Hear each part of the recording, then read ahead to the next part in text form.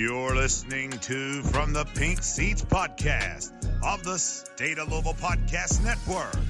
Now, here's your hosts, Jacob Lain, Matt McGavin, and Vince Lococo. It is a beautiful night here in Louisville and From the Pink Seats podcast. It's hot as shit, though. Like, it is so hot that you walk outside and you immediately need to change your shirt and your pants and your undergarments. Like, it needs to happen immediately. That's how you're living in Louisville right now. Bob Beatty would still have football practice. Guarantee it. No water is probably what they would do water. to you as well, right? Because water apparently prevents you from What being a man on the football field. Titan, what do they say? Water is weak. See, it's what I'm saying, man. What is fatigue? Army clothes. Well, we've got a great show here on From the Pink Seats podcast. I'm Jacob Lain. That's Vincent Lococo, not Bobby Petrino. I just want to make sure we know that, as noted by Vince's name here in the Zoom. No Matt McGavick tonight. Again, we keep it rolling. Vince and I are just holding it down on the show as we inch closer and closer to football season as we record this on a Monday night. A late night edition of From the Pink Seats podcast. Pink Seats After Dark. Don't Google that. I do not Google that. That seems like something that would bring up some really bad results for you. At least don't do it on your work computer. I mean, you could. And add Jacob Lain 08 on Twitter. And he'll retweet all of them. Yeah, there you go. But we've got a great episode. As I mentioned, we're getting closer and closer to the season, 11 days away as we record. It's just unbelievable to think that we're going to get to watch some football this weekend as week 0 approaches, and we're going to have some of the traditional week 0 games going on. But I guess that's a thing now. Like I said, I want Louisville to be in week 0. That would be so much fun if we could get a game. I celebrate week 0. I don't know about you, Jacob. We go balls to the wall. We're going to have college football decorations. It's kind of like my preseason. You know what I mean? Like, I get up and I get my coffee going. I'm like, all right, this is what I'm going to do to set my Saturday up, to have a good day. And yeah, it's the preseason for the fans. Okay, so it's a fan preseason. I like this. So it's good practice for you, right? Yes, I don't know if there is college game day, but you can still get up and watch something in place of it. Just listen to our podcast during that time, as if you can watch it on YouTube on your television. Even better. Exactly right. From the Pink Seats podcast, you can subscribe to the show anywhere that you get your shows from. You can find us on YouTube as well, as I mentioned, at the State of Lou. And you can listen to the show and get prepared for college football. I don't have the schedule put up in front of me, but I believe that either Army or Navy, one of those two teams, opens the season. And then I think you have Notre Dame on the schedule as well, or USC, I think, plays that night game. So you got some ranked action, potential number 1 draft pick, potential Heisman Trophy. Can't see what Cliff Kingsbury is going to do with Caleb Williams. Probably the same thing he did with Johnny Manziel, which is to win a Heisman Trophy, but only win 8 games. Okay. Before we get into our guest, we are not going to be solo tonight on the show as we talk Louisville football. We're going to be joined by Eric Mac Lain of the ACC Network, host of the Gramlich and Mac Lain podcast. We've got a lot to dive into again because with Eric, because nationally relevant Louisville football is what we're here for. Like, we've been waiting for this for a while, but Louisville football has never been nationally relevant enough where they're going to go spend a segment on it on ESPN, ACC Network in the last 5 years. Like, it's not happened since Lamar Jackson. We had that. No. Not record scratch. Right. We had the All Access Scott Satterfield in 2019, which was really cool, man. Don't get me wrong. I fell in love with Dale Jones in that episode. Yeah, That's too bad he fantastic. Left. I know, man. And I also was just blown away with the size of Mekhi Becton. There was a shot in that episode where he is standing next to Dwayne Ledford, who is no small man, as an offensive lineman himself. And Mekhi Becton looks like double the size. I mean, it's just insane. Yeah, that thing was a pain in the butt. I just constantly having to tell him, just chill. I'm trying to work. I need to. Quit asking me questions. I need to work, Right, because they followed you everywhere. Everywhere. I couldn't even use the restroom, Jacob. No, they had a camera that was just Lococo. Follow Lococo wherever he goes, because we need that footage lost in the archives. Yeah, they just chew 15 times a day, just pouring Frank's coffee. They're just berating you, coffee bitch, in the background. And you're just it's like the office scenes where I turn the corner and I'm throwing a thumbs up, good job. Yeah, exactly. Right. Exactly. But before we dive into talking with Eric, you brought up Cliff Kingsbury, and I want to spend a couple of minutes just talking about the Johnny Manziel documentary, because I know we're both big football fans. We both are, of course, college football fans, and both were, at different ages of our lives and our football journeys when Johnny Manziel was going on. I had to think about the fact that that was when I was, right getting into college. I was a sophomore, freshman when that was happening, and it's just really interesting to think how far back that was. I mean, what you would have been in seventh grade or no, freshman? What year was that? That would have been 2012, 2013. So Yeah, I'd be same in high about the same school, but time. still, yeah, high school. But I mean, I thought it could have been longer. I tweeted that out, like it could have did the 4-part series, like how they did with how they're about to do with Florida. But man, it was so cool to like go into detail of his life like that. I mean, you already knew kind of like the gist of everything because it was so well documented throughout, his life and stuff. But I mean, you be lying at any kid that was playing football around that time if they said they didn't want to be like Johnny Football. I mean, like everybody was rocking Exactly. those Adidas socks. That's when Adidas socks came cool. Like people were, I mean, never. Yeah, the money hand signs, everything, man. People just gravitated towards him. And it was weird to see the anxiety of all that take place. And you saw it in his face after the Alabama game. You remember hearing his mom talk over Jacob, and she's like, and I saw it in his face. Stuff changed right there. And I mean, you really, when you listen to his mom say that and you look at him on the screen, you're like, okay, something right here clicked, and it wasn't good. Yeah, the story it's one that's pretty sad, man, when you just listen to him talk about it and um see what was on the table for him and what opportunities existed in terms of being, he could have been Steph Curry to the NFL in terms of just the style of play. Think about like how Steph just came in. It looked like a regular dude, right? Johnny Manziel's 5'10", 5'11", but the way he played was just a different style that really, of course there Bro, was Brett Favre and there were guys who scrambled and ran around, but not like that, not at that size, not with that particular skill. Like it was insane. I mean, it was just I forgot where I was gonna say on that. Oh man, Well, it's how okay. about how about all right, we'll go with this. Last thing on the Johnny documentary. How awesome is his boy, his like best friend or ex-best friend, who he better have reconciled with after the show, and his grandpa? Like two absolute legends. His grandpa didn't even have a line in the show. He just smiled at the camera for like 0.2 seconds of a scene, and it was awesome. Do you remember that? I definitely Yeah. remember that. And he Yeah. said he was like, "My grandpa. Good thing my grandpa is a G." And I Yeah, was good thing my like, grandpa's a G. Like smiled and winked at the camera, and that's it. Done. "Yeah, there's so much Lococo in that moment right there. Like it's incredible. That's the vibes that I picked up for real." But Oh, I was gonna say it was like he almost needed no media, Jacob. Like imagine him with like out of media world around him. It's like he's right. just a quarterback that wanted to drink beer and have fun. Exactly right. Like that's what you want, and I guess in like a buddy football player, but not for the like leading the face of your franchise and your Or the football NFL. program. Right. Exactly. That's what I'm saying. But Yeah. my last thing before we transition here and talk a little bit about Louisville before we bring in Eric was, dude, like maybe this is the mentality of most football coaches, and I think this is what a lot of people have wrong with the sport and the mentality. But I think one of the things that stood out to me the most was they were really like as a family and friends talking about the concern of what Johnny Manziel was doing in his final year at Texas A&M, how he was going out, how he essentially was flying to different cities and then flying back for games and just all this stuff. And they asked, a question of why didn't anybody try to stop him or why didn't anybody do anything? And Cliff Kingsbury, with his freaking smirk of a smile in that big ass house that he's now been fired from 2 different jobs to pay for, like he's just like, I don't know, man.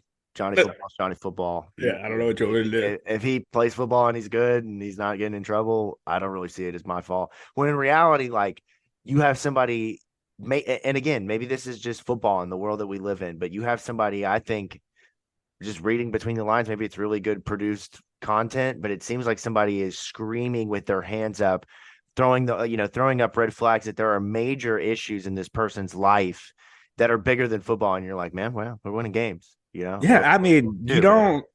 I'll talk about it like this: like you don't think of it as a problem until like they say, until it becomes a problem, until there's no winning, until there's no 300 yards, 3 touchdowns, 100 rushing against Alabama. There's no more of that. Now it's just you're excessively drinking and you're partying and stuff like that. People say it all the time. Winning takes care of everything. It sucks, but you just don't. I don't think you notice it like that. You don't notice. You look at it as like, oh, that's Jacob out there being quarterback, drinking beer with his buddies on the back end. But I don't know. The influence of the high school and the military like way of operations. I mean, I think one of the things that I've seen with my own little kids, and as I've grown up with my own story of rebellion, and now watching a 2-year-old and a 5-year-old, the stricter you are, the more pounding your fists of expecting a certain type of behavior, the more the person wants the inner spirit wants to rebel and wants to go against what they're being told to do. I mean, I think it's interesting that Johnny Manziel came from that military-like background and goes into Texas A&M and gets a hint of freedom. And then all of a sudden it's about everything, that's not the football or not whatever that he was doing before. See, I thought the opposite. I text my dad and I'm like, I wonder how his career would have went if he would have went somewhere like in Alabama or, I'm trying to think of places with like good cultures. Right. That place is like a cult. Like it that is, place but he got the freedom to do whatever he wanted. Yeah, facts, you know what I'm saying? Sure, and so it's not as if like he was rebelling from these rules and guidelines. I mean, he did obviously with some of the things that he did and taking money. Of course, I understand that. I'm not stupid to that, but just in terms of, you go from that being told exactly where you have to be, what you have to do, exactly how you have to do it, to now all of a sudden just doing whatever the F you want, whenever you want, and winning because you're good at football, and then having everything else that comes with it. Just really fascinating. I can't wait for the 4-part Florida series. I think that's fascinating, and I've been told that you're in serious negotiations for a tell-all of 2018. Can you confirm that here? Confirm the untold stories. It's Vince's untold story of 2018. What's it going to be called? Lamar Jackson of Untold Heights to Newfound Crashes. There you go, man. You are producing the content for ESPN or for Untold. And you can just see it now, all the highlights and just fading away into dust. Man, and here comes really a buzzer to save it all. Look, there are some stories that Louisville football could have, right? You could have the Wakey Leaks. That could be a story on Untold Stories. That is the past 20 years of our athletic department is a story in itself. Oh, no doubt. But when you're talking about the football program specifically, yeah, no doubt. All right, well, let's talk Louisville football, and let's not talk about drum off the field or 2018. Let's bring some better vibes and juju into the show right now. Good vibes. From the Pink Seats Podcast, at Pink Seats Pod on Twitter. You can follow along, interact with us there. And, of course, follow us at the State of Lou on Twitter, and stateoflouisville.com is the home and where you can find all the State of Louisville content, both written and audio. Big shout out to our partners and supporters, Kern's Korner, for keeping us going and bringing all the content, as well as some others. And we're excited to unveil some new sponsors joining the roster this fall. But let's talk some Louisville football. We did the episode last week with John Powell. Great episode. Really enjoyed that perspective. And Card Chronicle, man, they have got the super team. Like, it's just they are just awesome. Oozing with talent. Yeah, and just the guys like that, man. I want to have a Sunday like hoedown with John and just drink beers and bring him like a whole thing of game notes. Just be like, John, what do you think about this stuff? Yeah, just chatting it up on Louisville football 2017 season opener, or what you all thought about that game. But a great perspective on the season. And as Keith Wynn pointed out on Twitter, no one better from a Louisville perspective to talk to about Purdue because of his ties to Purdue. He wanted to be an astronaut when he grew up, is what I heard in between the lines. Because that's Purdue's got a great it's not astronomy, right? That's not what they call when you're going to be an astronaut. What do they call that? I thought it was just engineering. Maybe that is, but I don't know. But this is why we went to Louisville, Jacob. Right. This is we why. Clearly did not go to the speed school portion of Louisville. We're both SPAD majors, probably, if I'm not mistaken. We know What's my minor? What's my minor, Jacob? Communication, baby. Oh, that's a double helping of that here. That's right. We both just wanted to get through college, man. That's all it was. That is fantastic. No. Oh, man. Well, there's a lot going on as we inch closer and closer to the season, particularly getting ready for Georgia Tech. Jeff Brohm talked to the media this week and really just continue to hammer home that Louisville has taken big steps forward and are ready to really attack the season. I think just reading between the lines and seeing kind of the content that they're producing and just some of the things he's saying, I think it's just as much about scheme and just how you play on the field. Like that's important, but also I'm hearing a lot of how they carry themselves, the way that their mental makeup is, being mentally and physically tough. I think that's just an element that you can say it as a coach. Like I feel like Satterfield didn't go in there and wasn't like, guys, don't be tough. Like he didn't say that. He went in there and obviously Nick Cardwell's getting everybody juiced up and Dwayne Ledford's slamming his head on a locker and Mark Ivy is, probably holding somebody in the toilet and giving them a swirly, just football. But like you got to live that toughness out in the way that you carry yourself. And it seems like Louisville is adopting that approach, which is just so exciting. Yeah, and I really enjoyed hearing what Eric had to say on Brian Hudson. Whenever they had him on their show, Brian's just an intriguing guy to listen to and to pick his mind, and hearing the intensity and his thought process going into this year, having to lead that offensive line, losing guys like Caleb Chandler and Adonis Boone, and how we're going to fill those roles. So it was fun. It was my first time actually hanging out with Eric. Jacob.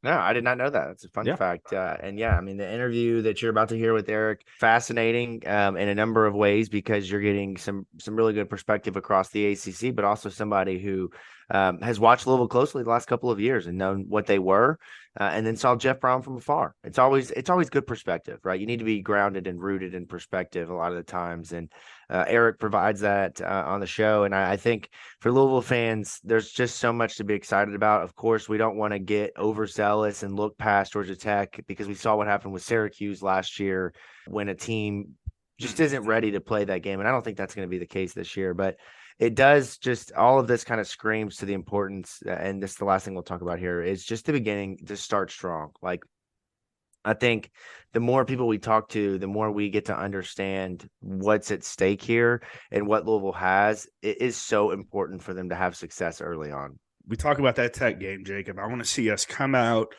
and just punch them in the mouth. Something that you would see a Satterfield team do from time to time. But if they come out and punch Tech in the mouth straight away, that sets the tone for the Brohm era as a whole. That's saying, okay, this is how we're coming all year. And, vice versa. Say that doesn't happen. Say we get punched in the mouth. How is this team going to respond? Are they going to start pointing fingers? Are they going to start, playing the blame game? Or are they just going to say, okay, that's one play, one drive, one series. Let's bounce back. Let's play more football and, either come back or, get those points back. So I that's what I'm really excited to see is just how we respond to adversity and how we open up with these games. Yeah, and they're an older club. I mean, when you look at some of the key starting positions, I don't think I've realized that until in this moment, right? Jack Plummer, Jawar Jordan, Jamari Thrash, right? Brian Hudson, John Paul Flores, Michael Gonzalez can be a junior having played just about every game in his entire career up to this point. You don't have juniors unless they've been full-time Gelati's starters. into year 3. I mean, there's so many guys that are moving into their year 3, and this is a huge year for a lot of those guys. And that's why, as we get into the show with Eric, I mean, there's so much unknown with this team, and you'll hear him say it a lot. There's a lot of potential there. I mean, it's right there, and it's all about how the guys come out and execute week 1 and week-to-week basis. No doubt. And I think, of course, we love Jack Plummer, and we are not only as a podcast, but as a fan base, extremely excited for him to be the quarterback.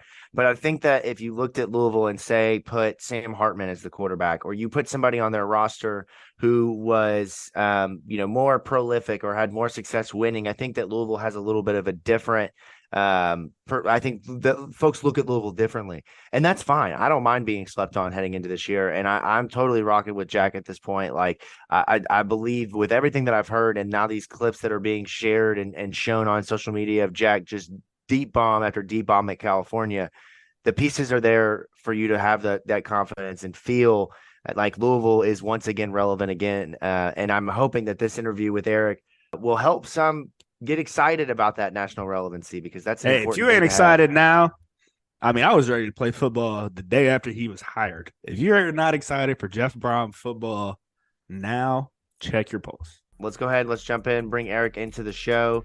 And we will be back next week with more great content as we head into the season with Georgia Tech just right around the corner. Again, Football is subscribe to the back. show. Football is back. All right, we'll take a quick break. Eric on the other side. Stick around.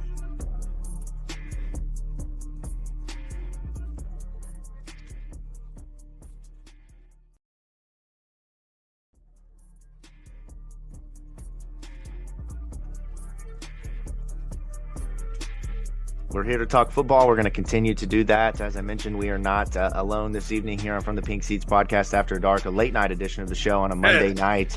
But we are joined by royalty around here. One of our recurring guests and good friends of the show, Eric Mac Lain of the ACC Network and ESPN, joins myself and Vince Lococo. How are you?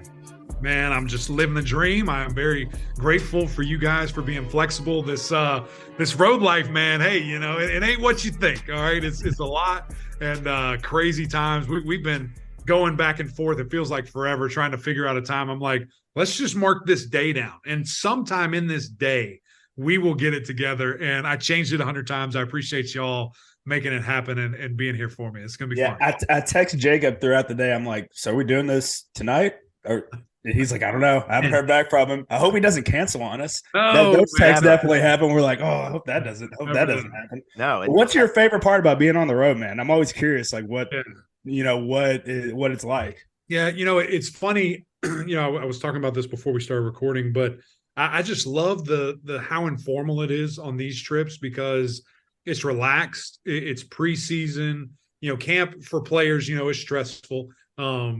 But the coaches are chill, man. We're at their house, and you just gotta kind of kick back, man, and just talk ball. You know, normally during a game setting, it's like, you know, everybody's on 10, you're freaking out about your play calls and not saying too much. You don't want to give anybody the edge, but at these things, man, they'll tell you whatever you want. Ask anything. They'll kind of give it to you. And it's fun to just be on site and to see with my own eyes, man, like to read stuff and hear stuff, and you don't really know how it's being manipulated as it's presented to you. Where when I get to go, I know what the heck I'm looking at. I know what I'm looking for. And, you know, it's a lot of fun, man. So I'm at Duke. Vince, I heard that's your favorite team, your second favorite team. Yes. I'm excited to be here. And I'll tell Coach, and they got a big supporter in Louisville.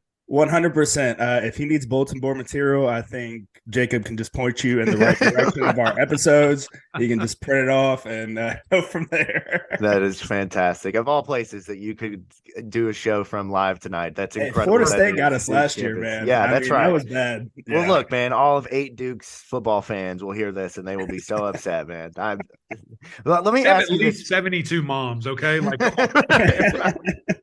Yeah. Well, let me ask you, shifting gears a little bit before we talk about Louisville, one of the things that I've been curious to ask you about, haven't gotten to talk to you in a while on the show here, but is the experience that you got working in the XFL this past season. I mean, we've always known you're a football guy, right? We've known that your playing days, you were a football guy, offensive lineman. You know, just from your Twitter, we can tell that you like to eat good food. You like a good sauce, a nice seasoning, some comfy socks, right? All the things that really round out a football guy. But the XFL is a new experience. What was that like for you, man? Because it looked like you had a lot of fun.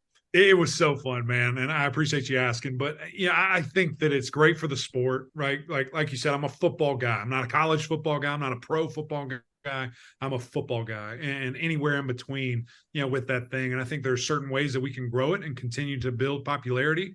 And I think the XFL surely was one of them. And just the opportunity. I really think about it, kind of selfishly from when I was playing. That was something I needed, man. I'd only played offensive line for 3 years of my whole life.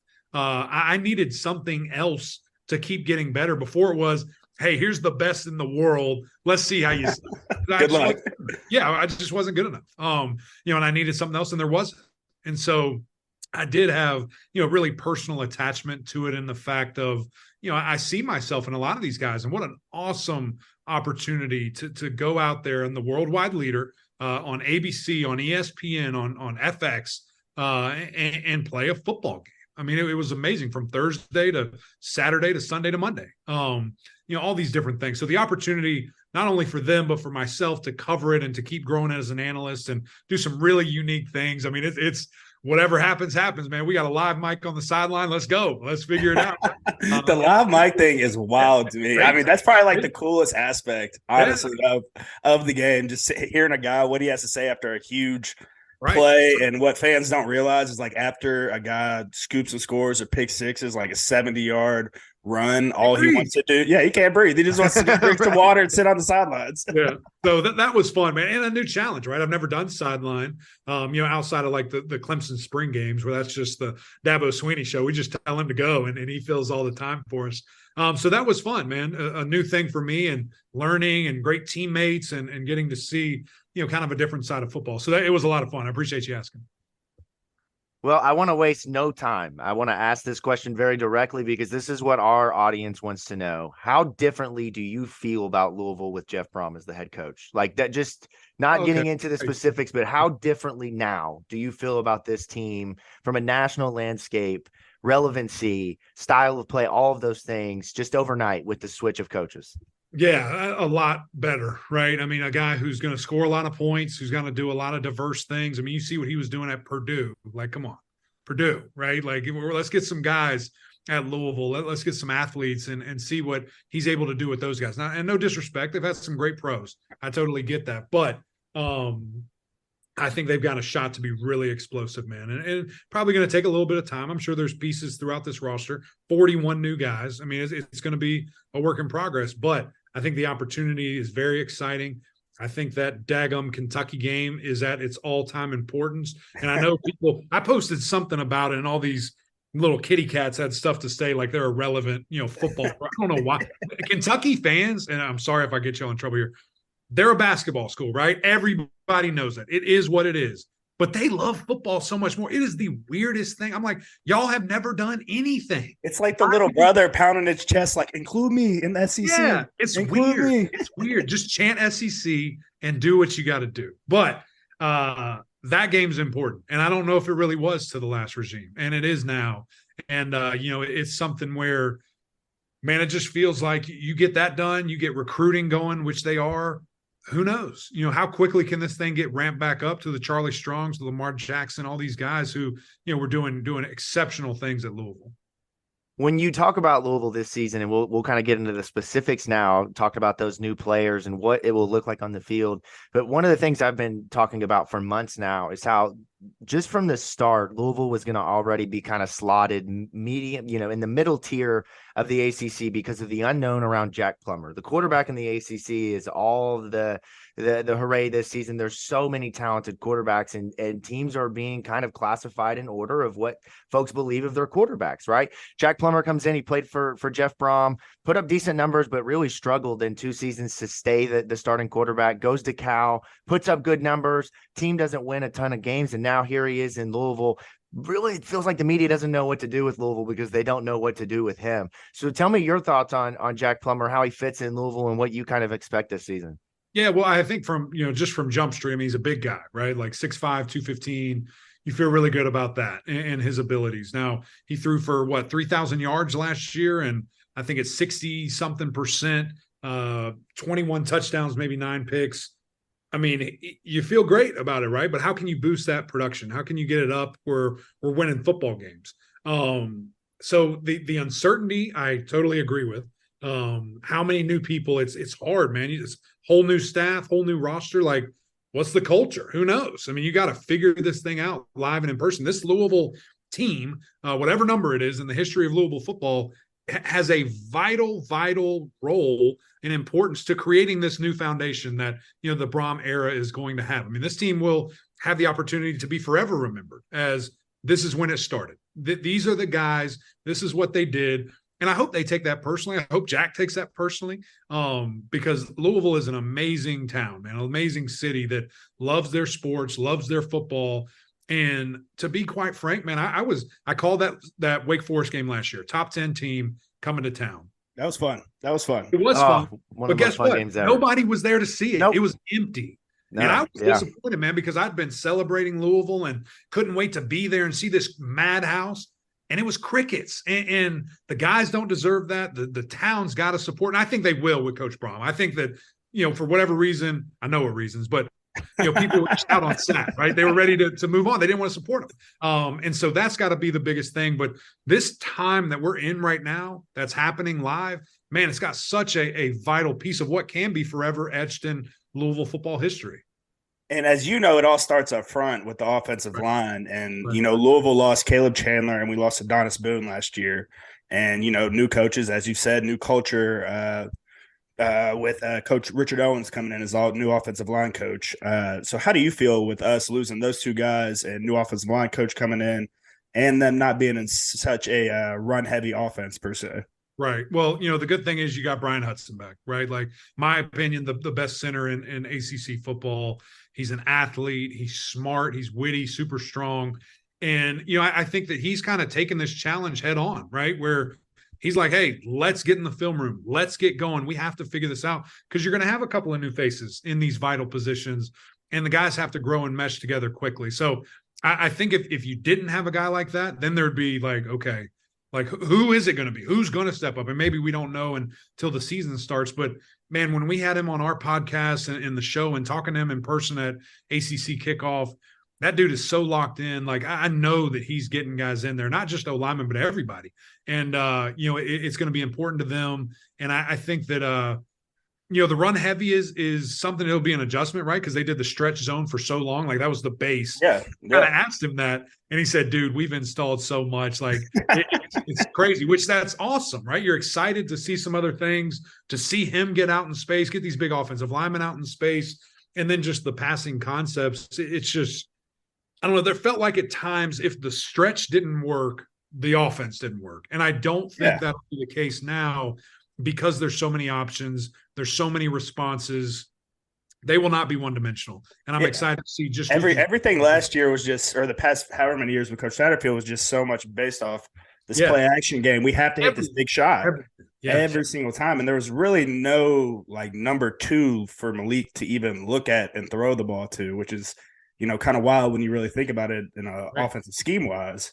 Yeah. So, I'm just excited to see everything open up and spread out more. And just, I was laughing with some of the guys because I knew exactly what kind of playbook was getting sat down in front of them in comparison to install one of a Satterfield offense and an install one of a Brohm / Petrino-esque playbook. And they're like, man, we've got like 12 variations of go. Right. Like how exciting is that? Exactly. Right? Exactly. And so I think it's going to be drastically different. And again, I guess the biggest pause that I have, the biggest reservation is just, I just don't know.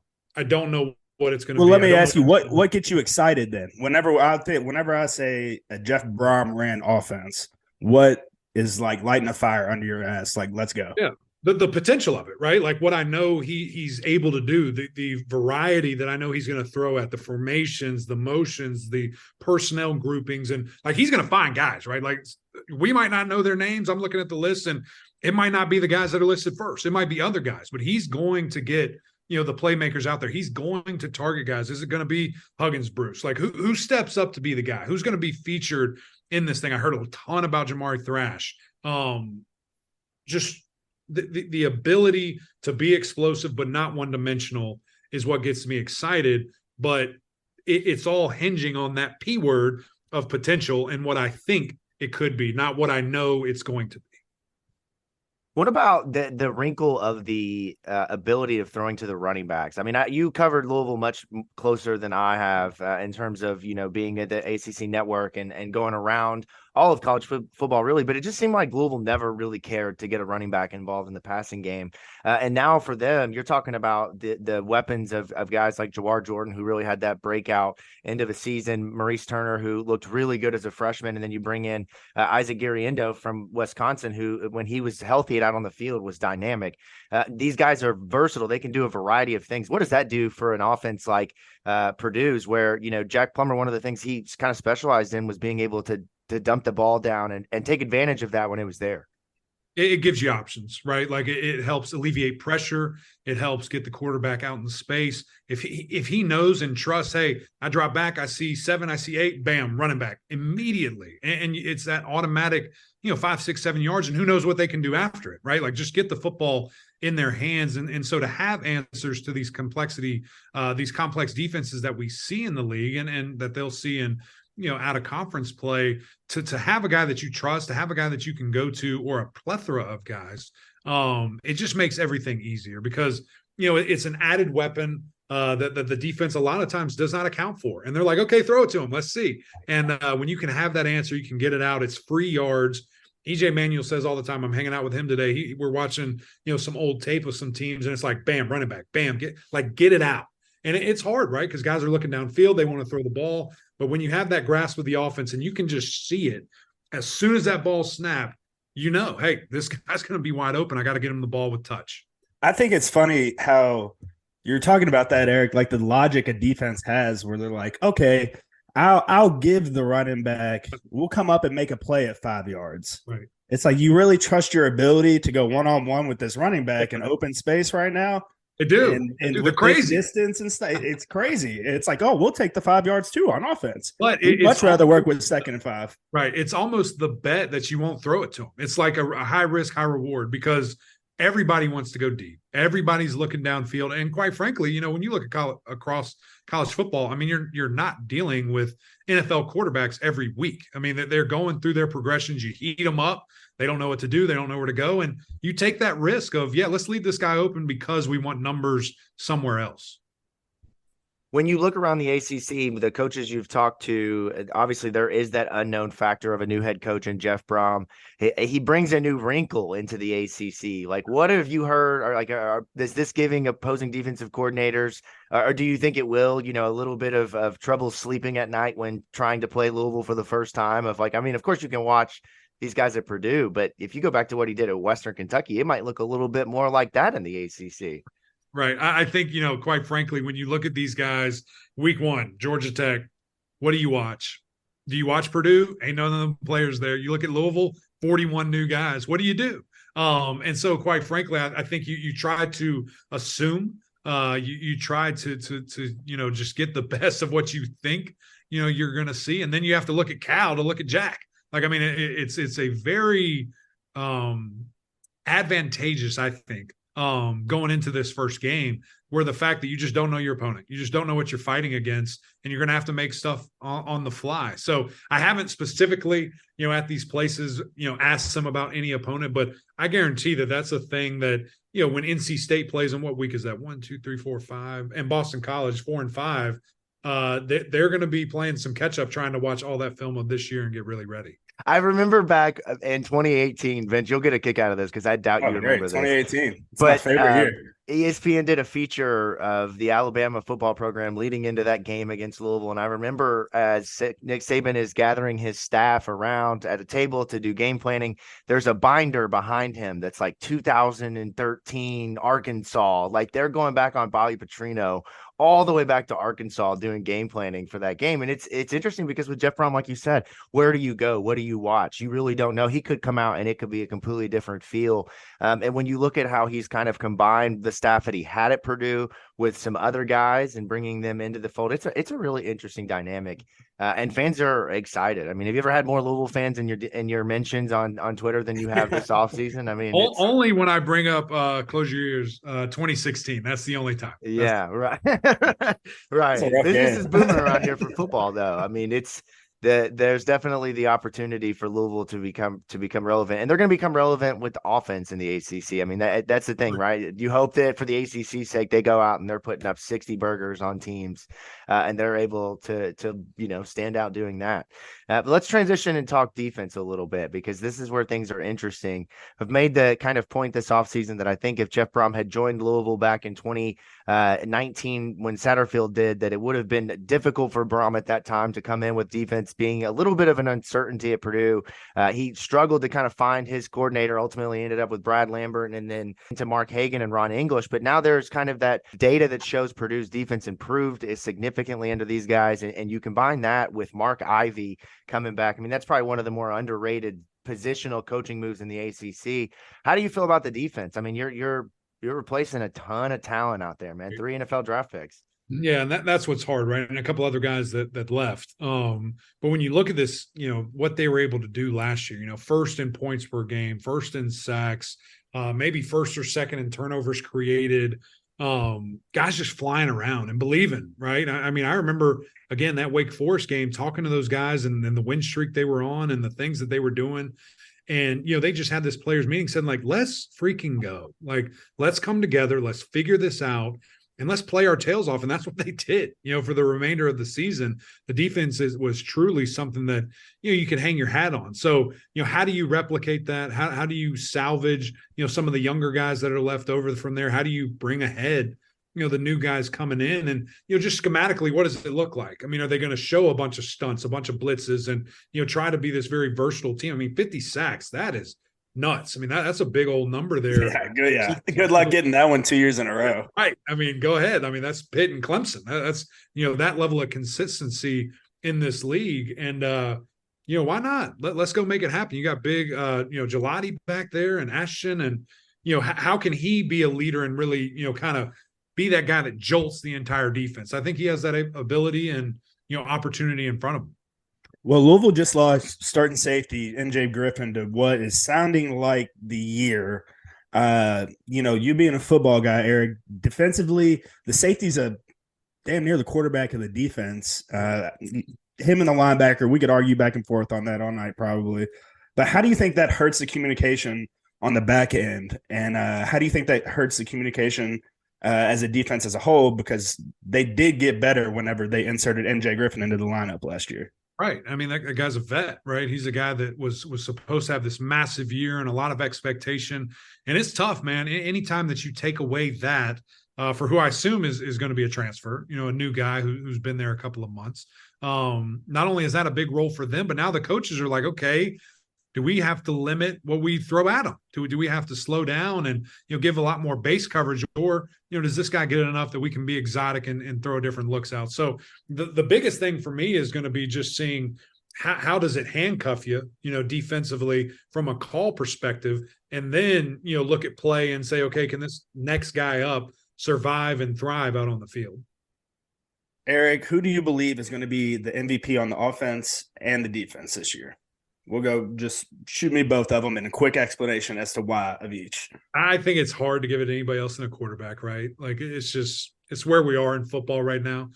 So I think Jack figures it out and gets it going. And then honestly, I mean, Ashton, if he has the year that a lot of people think he can, I mean, that's a game record, man. When you can get after the quarterback, not only with sacks, but strips and fumbles and, just being wreaking havoc. I like being on that side, kind of on the close to the line of scrimmage there. Talk about the perfect storm for Jeff Brohm in year one. Some of these additions that they've made, the schedule is where, for me, it just shakes out for things to go extremely well without Clemson, without Florida State, without North Carolina. I mean, obviously, there's still big games. Pittsburgh, that North Carolina State game is massive heading into the Notre Dame matchup. But, of course, Miami at the end of the year. Overall, though, I mean, Louisville shakes out probably better than anybody in the ACC schedule-wise, right? Coach Brohm is living right, boys. He's living right. To get this, to miss the big three going into this year, the three ranked teams there. But, yeah, at the end of the day, like this league where it is right now, it's disrespectful to call anybody's schedule easy, right? Now, favorable, I think, is more than fair to say. But that NC State game is going to be interesting. I think we learn a lot about, honestly, both of those teams, Louisville and NC State, right there. When they, y'all travel to Carter Finley, a place that's going to be packed out. Is that a Friday night game too? It is. It is a Friday night game. I love that. That was one of my favorite away games, Eric. Right. I don't know about you. It is beautiful. They're crazy. They can drink in the stands, and they've juiced it up with a new sound system and scoreboard that looks really good. So that environment's going to be nuts. So, how can we prepare? Because that's your first away game. That's crazy. I guess you got Georgia Tech, kind of a neutral site. But your first true road neutral test. Site. Yeah, right. You talk about Duke fans, like, come on, let's be real.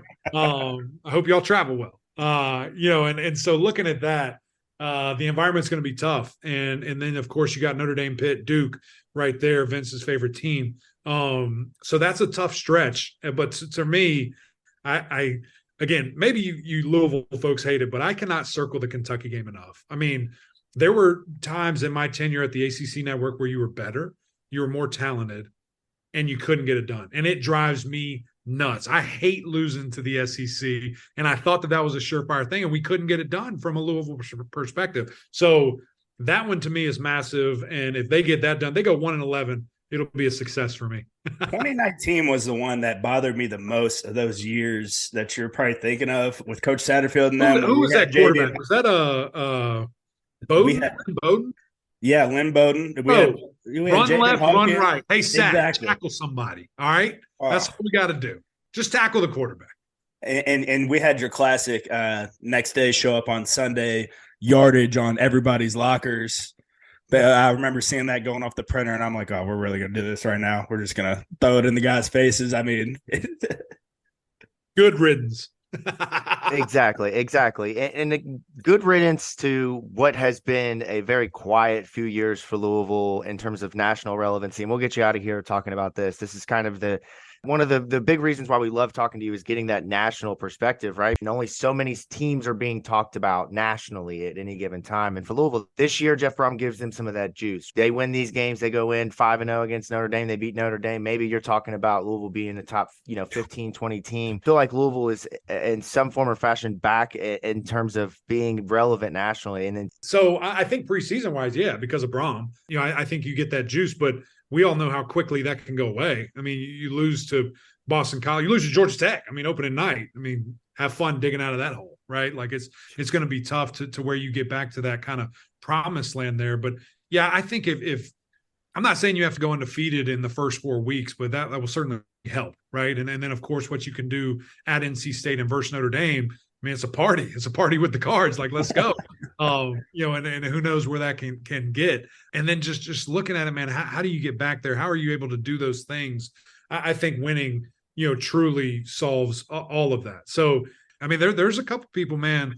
I think Mark Packer has said this. There's one or two other people that think that Louisville's a true dark horse because of that schedule, because of the unknown of what they're going to do and what they expect from Coach Brohm. And I'm just ready to see it. I'm glad they start in conference play quick. And we're going to find out exactly who Louisville is from week 1. Crazy, man. Football, 10 days away from right now. I mean, it's unreal how close we are. Week 0. I need Louisville to get up in there week 0 at some point, just so I don't have to wait that full extra week. I know, man. But man, you don't believe this weekend we got football on the freaking TV, baby. Come on. I've been having preseason football on it, and every time my wife walks in the room, she just rolls her eyes. She's like, we're doing this again. That's however many months of my life by football. The football season, the schedule is written on my fridge right now. We've got all the dates marked off, the ones we're going to be hosting for the away games and where we'll be going. And so we're ready at my household for football season. We're ready. That's right, man. That's right.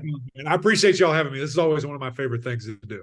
Of course, man. We can't thank you enough for taking time out of your schedule. And look, if you want to talk ACC football, this is the man to do it with right here. I mean, he's just ACC football all day, doing his own show, doing the ACC Network, doing ESPN, comes on here at night, talk about Louisville. Can't thank him enough so much. Be sure, friends, the best way you can support him for coming on and supporting us is to go subscribe to the podcast anywhere that you get your podcast from. The Graham and Mac Lain podcast. Had Brian Hudson on a couple episodes ago. I agree. You got to keep that beard going. Jack Plummer and Brian Hudson are going to have the best duo of beard and mustache in the country. Yeah, mustache to beard ratio. It's incredible, man. Eric, thank you so much. And we will hopefully see you soon, man.